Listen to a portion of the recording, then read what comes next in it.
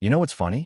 I've played hundreds of platformers since I was a kid, from colorful classics to modern indie darlings. But every time I think about which one stuck with me the most, truly stuck, it's not Celeste, not Ori, not even Hollow Knight. It's Inside. Yeah, I said it. Inside. That bleak, silent, side-scrolling puzzle platformer with zero dialogue and a kid in a red shirt is, to me, the greatest platformer ever made after Super Mario Bros. And I know that sounds like an insane comparison, but stick with me for a bit, because I think it makes more sense than you might expect. Let's start with Mario for a second. Mario basically wrote the rulebook for how a platformer should feel. Tight controls, responsive movement, visual feedback that rewards timing and curiosity. And for decades, every platformer has kind of followed that DNA. Some just copied it. Others innovated and ran with it. But no matter what, they're all existing in a world that Mario built. Then Inside came along. No tutorial, no text, no dialogue, no UI. Just you, a lonely kid, in a world that feels cold, watching you, and ready to kill you at every turn. And yet, it plays like a platformer. Jump, climb, push, pull. Solve puzzles. Avoid traps. Sounds pretty standard, right? But it doesn't feel like anything else. Because Inside does something very few games dare to do. It trusts you. Completely. You're never told what to do, but you always know what to do. Not because it spoon-feeds you, but because the game is designed so intuitively that your brain fills in the gaps. A fence, a rope, a sound in the distance, a light you're not supposed to be seen by. Everything in Inside is meticulously placed, not just to challenge you, but to make you feel something. Fear, curiosity, dread, confusion, awe. And it's weird to say this about a game where the controls are so simple, but the emotion is what sets it apart. You don't jump in Inside for fun. You jump because you're scared. You move forward not because there's a reward, but because staying still feels even worse. Every step feels like a risk. Every puzzle is quiet but tense. You're not collecting coins. You're surviving. And the world? Don't get me started.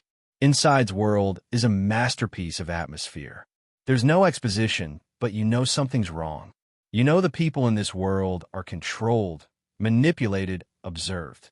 You see human bodies slumped over, people marching like drones, dogs that chase you with terrifying precision.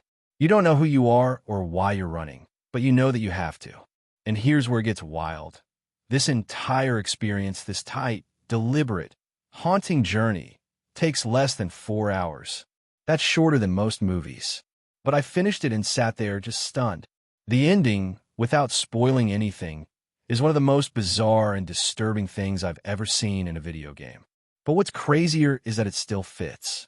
It doesn't feel like a twist for the sake of shock. It feels like a natural, if horrifying, destination for the story you've been part of. And it's funny. There are no boss fights in Inside. No score. No weapons. No real upgrades. Yet the game has more tension, more challenge, and more emotional punch than platformers with 5 times the budget and 10 times the content. It's minimalism done perfectly. Everything has a purpose. Nothing is wasted. The animations? They're not flashy, but they're real. The way the boy stumbles, hesitates, grabs at ledges, it's so human. The physics-based puzzles? They never repeat. They never feel like padding. You solve it, and you move on, because the game respects your time. And maybe that's why Inside hits so hard. It respects your intelligence. It doesn't hold your hand. It doesn't scream for your attention. It just is. It delivers this surreal, haunting experience that lingers in your brain long after the credits roll.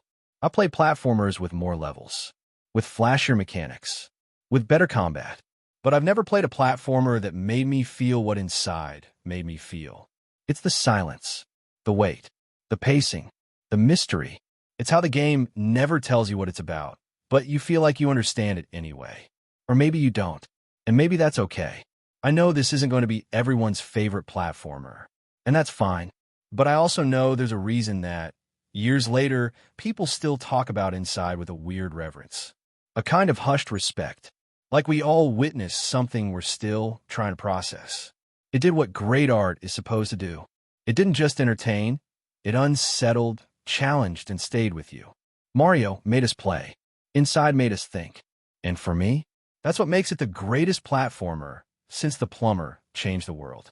Let me know if you agree, or if you think I'm completely insane and forgetting something obvious. Either way, I'd love to hear your favorite platformers in the comments. And hey, if this video got you thinking, or maybe even gave you a reason to try Inside again, do me a favor. Drop a like, maybe subscribe, and I'll see you in the next deep dive. Take care.